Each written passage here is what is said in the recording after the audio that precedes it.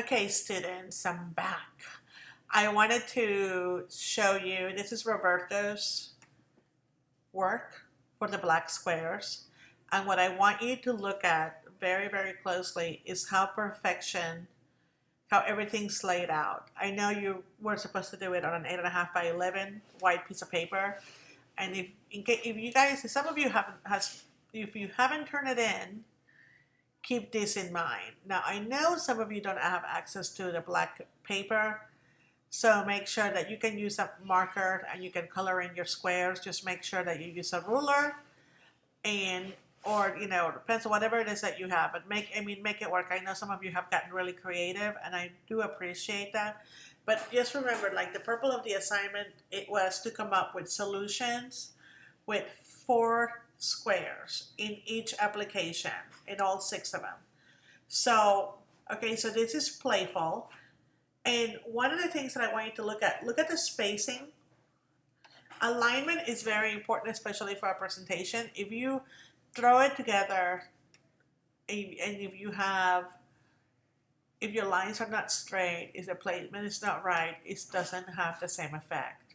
So just keep this in mind. Again, Roberto is very much of a perfectionist. So again, I hope it inspires you. Okay, that's playful. Tension.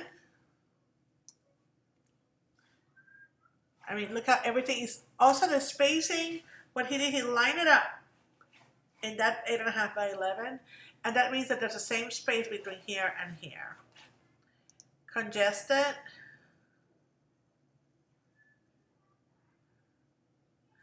I love this application, by the way. The space in between the square is in alignment. Bold.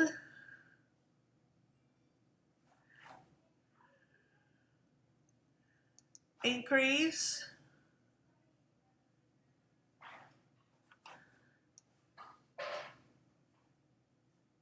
Look at this.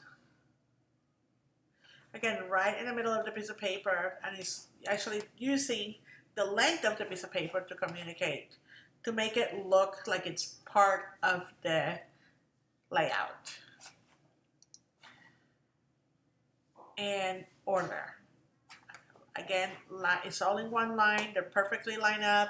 It's perfectly centered. The spacing, they're all, barely, they're not touching, but the space between each one of those squares is the same. So, again, very good quality of work. It's incredible.